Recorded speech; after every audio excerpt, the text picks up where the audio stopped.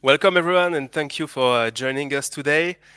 Today we have an exciting session lined up with where we will diving deep into the future of drone technology and infrastructure. So my name is Nathaniel Debache. I am the co-founder of Galileo Protocol and co-founder and advisor for Kepler Digital. I'm really thrilled to be hosting this session alongside our guest host, Sissel Thorstensen, CEO of DragonFlyPads. Hello, Sissel. Hi, Nathaniel. Thank you for inviting me and thank you for hosting me. I'm really excited about it as well. It's a pleasure. And we are also joined by Yannick Benardo, co-founder and CEO of Kepler Digital. We will be contributing his valuable insight to our discussions. So together, we will be exploring the innovation that are reshaping the industry from the evolution of Vertipads and UAS infrastructure to the integration of blockchain technology. Let's dive right in and get started. The first question. So, Hello. Sissel, hello, Sissel. Oh, sorry. Hello, Yannick. Hello. So, Just, about just, the yeah, just wanted to say hello to everybody. So thank you for being with us. So you know me now, but I'm Yannick Bernardo, the CEO of Kepler. Okay. yeah. Thank you for joining, Yannick. And yes, Sissel. The first question. Um, could you first introduce yourself, please? What inspired you to establish Dragonflypad in 2020, and what was your initial vision for the company? Well, thank you, Nathaniel. Actually, I established DragonFlyPads during COVID in 2019. I come from the real estate market and from selling actually and buying hotels. And the idea was really to create an infrastructure for drones using underutilized real estate, which could be rooftops or parking spaces for the hotels. So this is how the idea came about. I submitted a suggestion to the Région Île-de-France, the French government, and in 2020 we won the Innovation Award for infrastructure. And thanks to this Innovation Award, we launched DragonFlyPads in 2020. So really coming from real estate perspective and how to reposition real estate and optimizing it for the use of drones. Excellent. Thank you, Sissel. That's really enlightening. I think your journey from concept to creation truly captures the spirit of innovation. So it's inspiring to see how your vision is shaping the future of this industry. And I have an interesting question also for you, Sissel. What were some of the major milestones DragonFlyPads has achieved since its inception, particularly in the design and deployment of your Vertipads? Could you tell me more about that? So initially we really started with the hardware, and we wanted to create something sustainable. So we created a Vertipad made out of a maritime container. It was a repositioned maritime container. So we wanted to use something which was standardized, because in the drone industry nothing is really standardized, and also something which could be repositioned. So we actually transformed the container into the actual Vertipad. In parallel, we created the software, which is kind of a booking.com for drones, which enables the drone operator to reserve a parking and a charging space for the drones. Those were the two real first milestones, was actually creating both the hardware and the software. And the next one, of course, was to operate it, and not only operate it in a field, which could be relatively simple, but to find an environment which was very complex, urban environment. We therefore decided to do our first operation at Rungis International Market, which is the largest fruit and vegetable market in the world, and which is located outside of Paris. We were supported by Samaris and their president, Mr. Leyani, and we did over 350 qualified flights over the market. It took us over 9 months to obtain the rights to be able to fly over the market because of its proximity to Paris, the airport, and also due to the fact that a lot of people were working on the market. Every day you have 12,000 people on the ground and over 30,000 trucks. So it was a very complicated proof of concept that we did. And we did everything from surveillance to small logistic flights. So I guess those were the three initial milestones. And now the next one is the coming out of our second generation Vertipad, which we hope to be able to unveil very shortly at the end of the year, together with the new software. Impressive progress, indeed. It's really fascinating to witness how each step has contributed to where you are today, and I'm sure the future holds even more remarkable milestone. So I have also an interesting question in mind. How was the support from private investors and the French, maybe US governments influenced the growth and direction of DragonFlyPads? Well, I have to say that we have been given very strong support by the French government. The award given to us to develop the first infrastructures has been key in our development. Now, that's more of the financial and innovative side. Where the challenges come are actually the regulation. Today, the regulation means that you cannot fly what you call beyond visual line of sight. You need a special permit to obtain this authorization.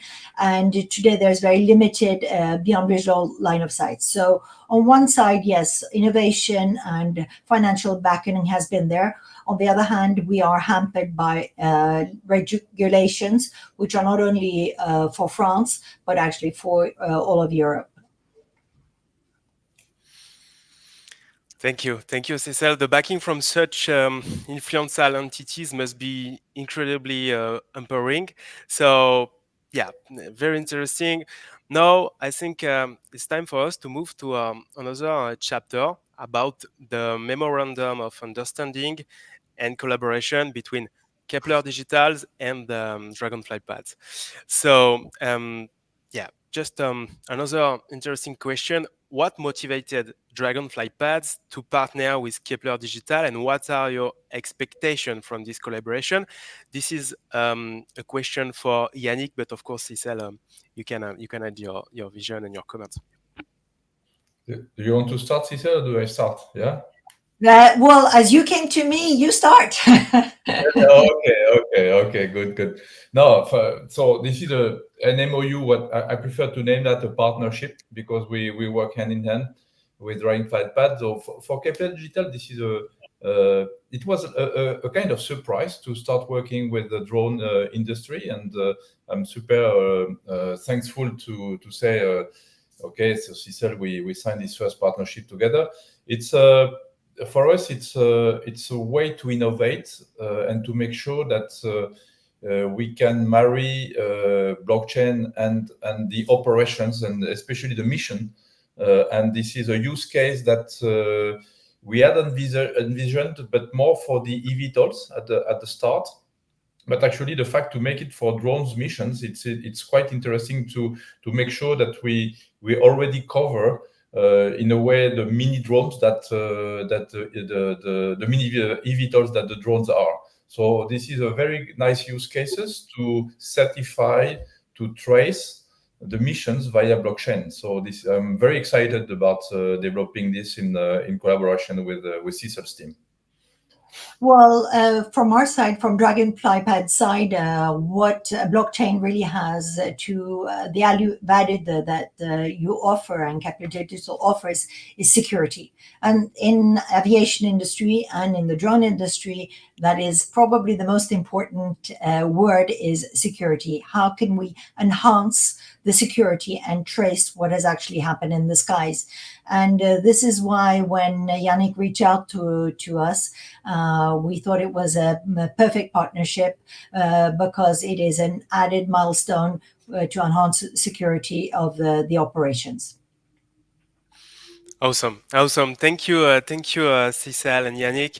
It's crystal clear that that this partnership is built on a strong foundation of shared goal, and yeah, you have this unified vision. So it's super exciting to see two innovative forces like DragonFlyPad and Kepler Digitals coming together, and yeah, the future definitely looks bright. So another question related to this partnership: can you elaborate on how Dragonfly Pads, Vertipads will benefit from the integration of Kepler digital blockchains and AI technologies? And this is a question for both of you, of course. Okay, I'll go on the first part. Is really it has been in our mind for quite some time to blockchain the actual mission of a drone. Today, a drone's flight status and operation is not necessarily blockchained, or it is not at all. And what we want to provide is an added security to the operation or the mission of the drone. So by integrating blockchain into our existing software, we will be able to provide to both the manufacturers, but also to the drone operators, and of course also to other players like insurance companies, the end consumers, any of the players which are related to the ecosystem, as to what actually happened during the flight of a drone between two vertipads. What is the status of the drone on the vertipad? What is the status of the battery? What is the status of the micrometeorological location? What is the status of the cargo that the drone is carrying, of the pilot? What is the flight time? What happened during the flight, and at what time did it happen, if any incident happened? And also, when the drone arrives at the final destination, the final vertipad, what is the status of the cargo it's carrying? What is the status of the drone, the battery, the rotors, the environment around the vertipad? And if all of this can be blockchained and shared with the operator and the manufacturer as well, this is very valuable information, which I think we can both increase security with, and of course, we hope to monetize. Yannick? Yeah, on my side, I think this is so. You said it all, but I could add some elements. That example in the Gen AI side of it, as you know, blockchain technology allows to talk about metadata when we create PNFTs. So we need to describe what's happening on the mission side.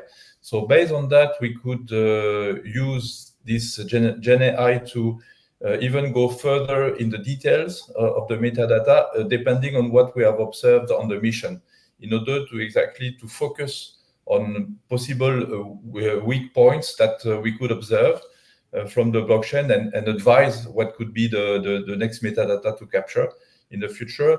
It could also be about generating optimized missions to make sure that what has been anticipated as a mission could be, let's say, quicker, better, or even cheaper as a technology. So all that to be described and to be, let's say, agreed between the two companies. But this is how I would see Gen AI intervening in the construction of the PNFTs that are going to be servicing here.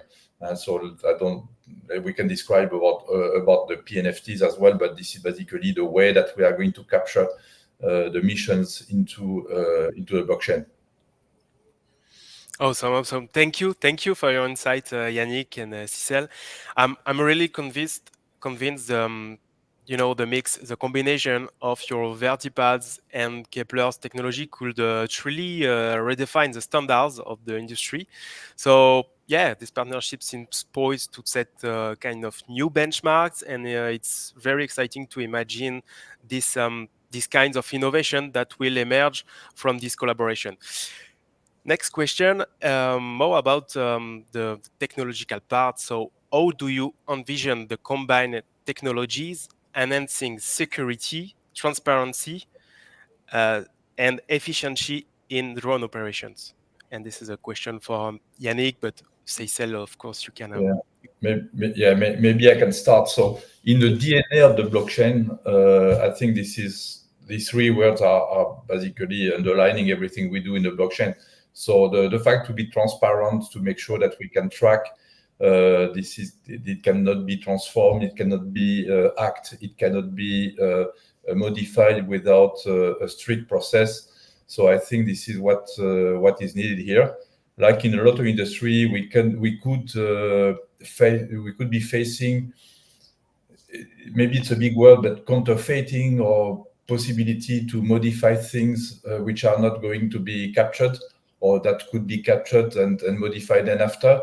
So this is one way to make sure that then all that stays absolutely transparent for all parties, especially the drones users, the drones company who wants to know about this, but also the fact that I guess DragonFlyPad can be audited by the authorities at some point. So all that with blockchain, we can make sure, thanks to the PNFT's technology, that this can be unaltered, and making sure that it can be trusted more than more paperwork reporting or more classical reporting. And so it can give a lot of confidence to the people looking at the missions that actually it has been performed the way that this is described in the blockchain, in the PNFTs.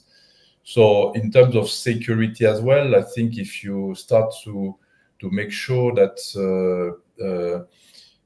example, the maintenance of the drone or an activity on the drones have been performed during the mission. This is described the way it has been performed via the metadata that I was mentioning before. So therefore, it would give more guarantee that the parts on the drone or the charging of the drone is actually secured, and it has bin done the way that it is described in the blockchain. So this is the way that I would see that. And when you think about drones, you think about bigger animals transporting passengers in the future. So if this is a very good launch for Kepler Digital to be able to secure that for DragonFlyPad. And again, thank you, Sissel, for your trust. Well, I'm very, very flattered that you came to us and to be working with a very renowned professional like you, I have to say. And as you rightly said, what it will do is will enhance security. And what we're lacking in this industry is standardization. And when there is a lack of standardization, yes, as you said, there's many loopholes. Things they're not followed properly. Procedures are not respected. There's no norms for a lot of operations, be it the drones themselves, be it the batteries.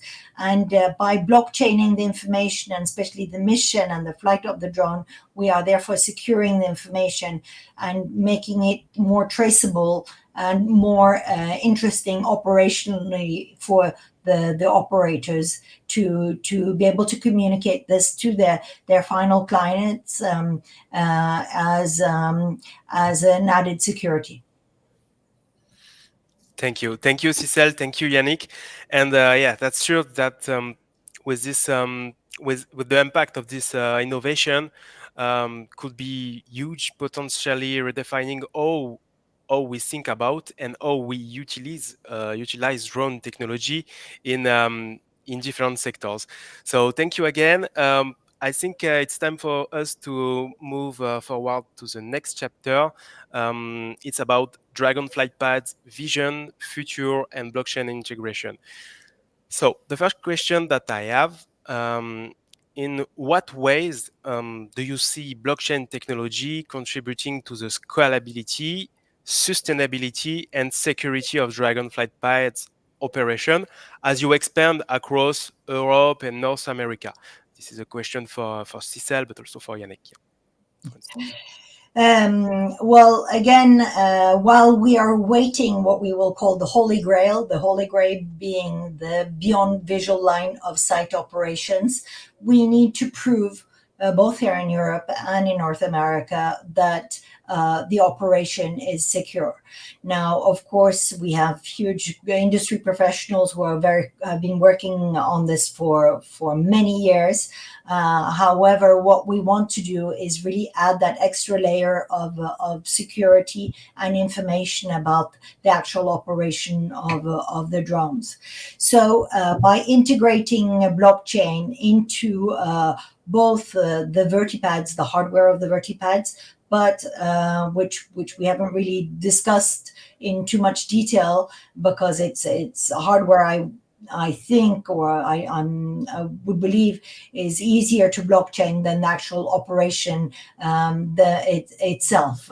So through the blockchaining the operation, we are proving to the authorities, both European and the US, that the missions have been conducted successfully, and there is a traceability where they can go back and put down the finger if any of the operations had not been followed as per the directives of the FAA or the ASA. Okay, thank you, Sissel. Yannick? Yeah, maybe some things to add on the sustainability side. I think this is quite interesting to see what drones can do, and we want to help because actually it replaces a lot of classical transportation, which consumes more the fossil energy. So I'm very in favor of helping this type of company to make sure that we help with blockchain we help them to emerge, and we help them to adopt the right technology from scratch versus other technology that could be more, let's say, or less efficient in terms of energies. So for me, this is, if you want, I repeat myself, but a small scale of something that will become bigger in the future, electric aviation, sustainable aviation. So I'm a big fan of that. I want the future to be greener, and I want to help that future. Of course, I want to stay humble because I will need more colleagues to come into that market. But this is a start, and the fact to start already having the start to have the opportunity to tokenize missions, to tokenize around the drones on the Vertipads. This is, for me, the proof. We are going to prove this is also possible for generally for greener aviation. And this is better to start from scratch with the right technology, and blockchain is the right technology for this new green aviation. So I'm very proud to help here, and for sure it will open the door. It will pave the way to something that will help the planet in the future. Excellent. Yeah, the future looks really bright. So yeah, another question that I have, it's more about the next step. So yes, Sissel, what are the next steps in DragonFlyPads research and development for the second generations of Vertipads, and what innovation are you most excited about, particularly in the integration of blockchain technology? Yannick, of course, you can add your points of view. Well, like I said, we are now getting ready with the second generation of both the hardware and the software. On the hardware side, what is our latest innovation is that the Vertipads, which have been previously more manually and operated, they are going to be more and more automatized. So that means a higher return on investment for our clients, not needing to have any physical people, Vertipad managers on the ground operating the actual Vertipad. So having an automatized and remotely operated Vertipad will definitely be a big game changer. In addition, we hope that with the opening of BVLOS, the Beyond Visual Line of Sight, we will be able to do fully automated and automatized flights, BVLOS flights by the pilots, and we will be able to move from one pilot, one drone, which is actually the situation today, to a much more scalable situation where one pilot will be able to operate multiple drones. Very similar to what you can see, for instance, when you see a drone firework, that is a computer program, that is one computer program that operates all of these drones together. So if you can compare that to tomorrow's operation of logistic drones, this is where we need to go, is one pilot, multiple drones. And this is where the software really needs to integrate with the blockchain technology in order, when one pilot is operating, say, 10, 15 drones, how will we be able to trace these operations, and how can we secure the information generated by these operations through Kepler's technology? Yannick? Yeah. No, definitely. So you said it all, but the more automated, the more you need to capture automatically things and to secure this data into this new technology, which is blockchain. So and the beyond visual line of sight will force people to adopt advanced technology and automated technology, and as we said also before, the adoption of AI to anticipate things. So this is definitely the next generation will be even more greedy in terms of data, and therefore this data needs to be even more secured. So all that, I think this is quite a bright future for our collaboration, because it will push towards more. Yes, I mean, today, I think we have to take into consideration that the ROI on our operations are really not there, because each time it's very, very manual operation, because you need the one pilot, one drone, one vertipad manager, one spotter. You need a lot of people on the ground.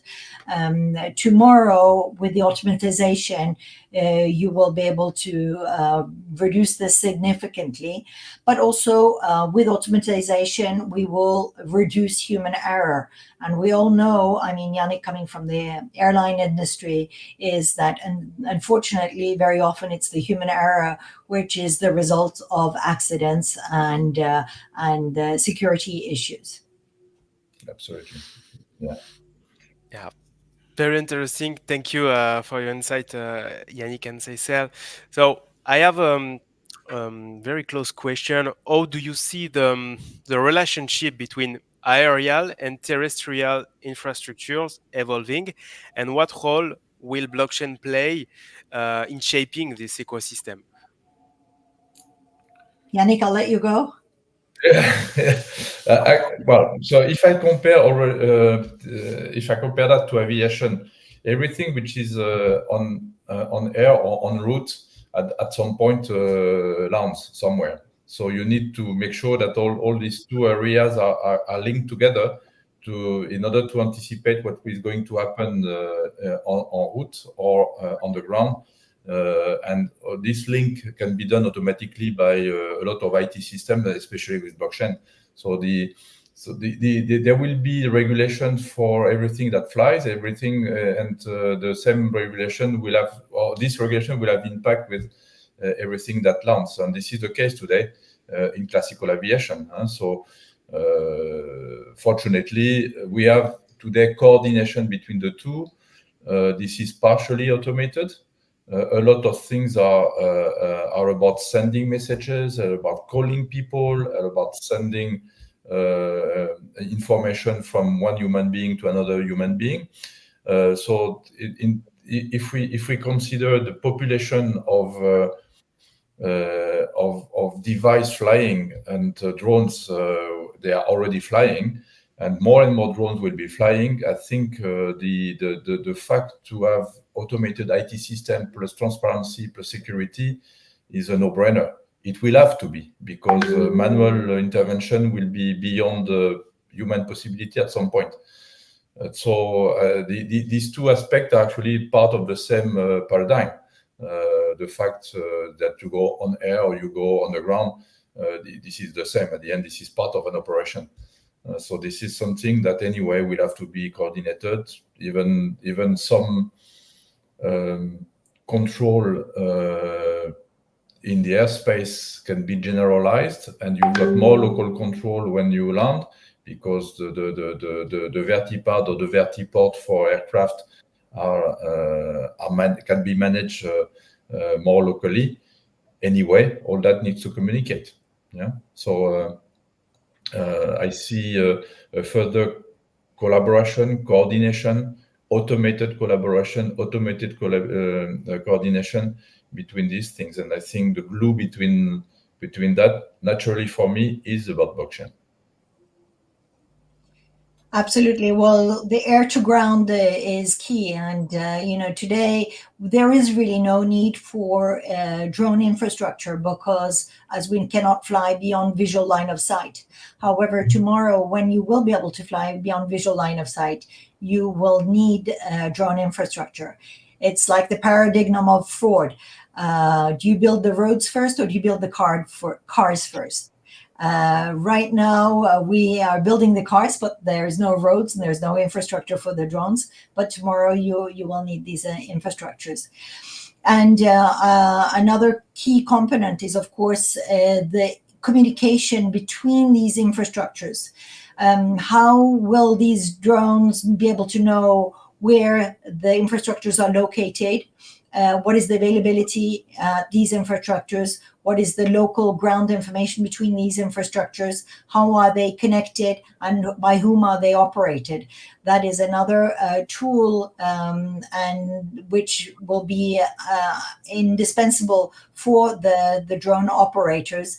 And if this information can be secured as well through the technology of blockchain, that is an added value, of course, to both the operators and the manufacturers. Indeed. Yeah. Thank you. Yannick? Maybe another thought.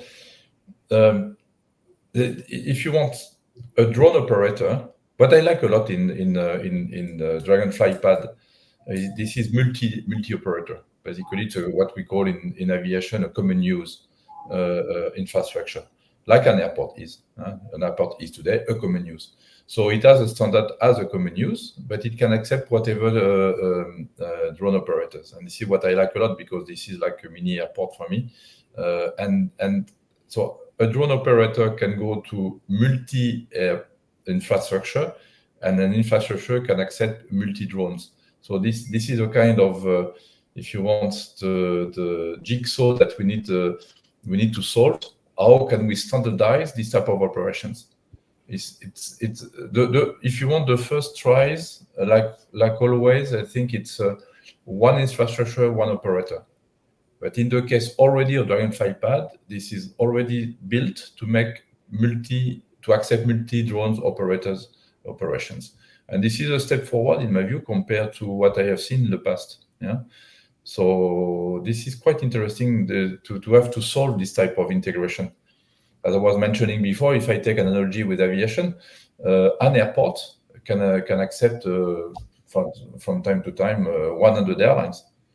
Each of these airlines, they can go to 100 airports. So you need to make sure that the standardization of the factory exchange data is already set in a way that it can be traceable and secured. So what we do with DragonFlyPad is the nucleus of this for drone operations. I think it will be quite interesting to see as a use case. I don't know, Sissel, if there are any other comparable infrastructure company like yours in the world. I have the impression that no, you are the first one. I hope there is, because if not, the market is very small. Means the market is very small. No, there is, but actually today I would categorize the Vertipads or Vertiports into 3 different categories. I'd like to just mention that I'm on the ISO committee for establishing the norms for Vertipads and Vertiports. And we have already established the first norms, and we're actually starting now as of September on the second norms, where I'm working with the whole group of specialists from both Asia, Europe, and America on establishing the norms for tomorrow's vertiports. However, coming back to the vertiports, we have categorized them through ISO in 3 different categories: small, medium, and large. Vertipads our Vertipads want to cater to the smaller category. That means drones under 55 pounds. We want to be totally agnostic to drone and operator. And in these 3 categories, I really see, yes, we are the ones in the middle who will service the smaller drones, the smaller logistic drones. The vertiports, such as Skyports or Lilium or Volocopter, they will cater to the passenger drones, which are the much larger drones or the cargo drones. And then you also have a third solution, which is the smallest one, which is a drone-in-a-box solution. And many different companies offer a drone-in-a-box solution. However, a drone-in-a-box solution is not agnostic to drone nor operator. It is really only dedicated to that manufacturer. So I think that's where we try to differentiate ourselves between the 3 different Vertipads, is that we are in the middle. We're not a drone in the box. We're an agnostic solution for medium to small size drones. And right now we are not looking at all at the passenger drone market. But as you said, Yannick, what we need to do is, or what we are really working very hard at, and what is complex, is finding a solution which can be suitable to all of the different drones. And when I say drones, I'm talking about VTOLs, vertical takeoffs and landing for drones, and not the fixed wing drones. So standardization is really key in this industry, but so far very few things have been standardized. Most importantly, the batteries. So not having a standardization for the batteries means that not having multiple solutions for the recharging of the batteries of the drones, and finding a solution which can fit as many type of manufacturers as possible. Thank you, Sissel, and thank you, Yannick. During this discussion, you mentioned a lot of time the term beyond visual line of sight. So I have a direct question related to this principle. With the evolution towards beyond visual line of sight operation, how critical do you see ground infrastructure like Vertipads becoming for the future of commercial drones? And this is a question for both of you. Well, I think it's key. If you have nowhere to land and you have to come back every time to the point of departure, you are limiting your flight time by 50%. In addition to that, you need to add in security measures, so say another 20%. So that limits both the distance and the flight time for the drones if they have no infrastructure. Also, you have, just like you have in common aviation, you have the empty leg. It's if I send a Boeing to Singapore and it comes back empty, that's not a very good business case. So with beyond visual line of sight, we will need infrastructures on the ground without doubt. What they will look like, who will operate them, how they will be integrated into the airspace is, of course, a different scenario. That's what we're working on. We're working with many different innovation hubs, both here in Europe and also in the US, to find the different solutions and the best integration into the airspace, because we need to cohabit with the existing regulations and the existing operations, be it airplanes or helicopters or other drones. Maybe to add on to that, I think Sure. the flyability of the mission will be key, because if you go beyond a visual line of sight, basically it means an advanced automation. So the fact to be able to land will be critical. And how do you know when you are automated if what is with the Vertipad, if it's operational for whatever reason, you could have an issue on the Vertipad. So here you will need to have automatic communication that can be triggered and captured and stored to make sure that actually what has been anticipated can actually happen. You know, in classical aviation, you can have for whatever reason a runway which is closed because something happened on that airport. So this type of technology beyond visual line of sight will need to activate additional technology which allows to make a modification last minute if something happened to the Vertipad. So for me, this is key to have advanced technology to cater with this. They really go hand in hand, because your technology and the security we are providing by providing drone infrastructure is going to be essential in order to be able to operate beyond visual line of sight. Right now it's, yes, who's going to be managing them, how is it going to be operated, and under what legislation is it going to be working. These are issues that we are working with the different governments on, and the different operators on. But yes, one goes without the other. I think one issue we really haven't, because I think there's a lot of focus on the actual logistic and cargo drones. However, 90% of all operations is really data collection. And I think that is one segment where our technologies, again, meet, is that the drones which are collecting this data, what happens to this data, of course, and where is it stored, and what is actually the viability of this data, and who can access this data? Can they access them for the Vertipads? Can they access them for the flights? Can they access them through the blockchain? The data and the images captured by the surveillance drones, you know, how will this interact with the technology, and what is the value added for the operators having it blockchained? Thank you, Sissel. Thank you, Yannick. It was really interesting, and I learned a lot of new concepts and new terms. So, as we wrap up this insightful conversation, I would like to extend my deepest thanks to Sissel and Yannick for sharing their expertise and vision with us today. It's totally clear that the partnership between DragonFlyPads and Kepler Digital is set to redefine the future of drone operations, with plenty of innovation that are both disruptive and forward-thinking. And the development we have discussed today highlight the incredible potential that lies ahead. And I'm totally excited to see how this idea will continue to evolve in the coming months and the coming years. So it was really a pleasure to have this discussion with you today, Sissel and Yannick. Thank you to everyone who tuned in.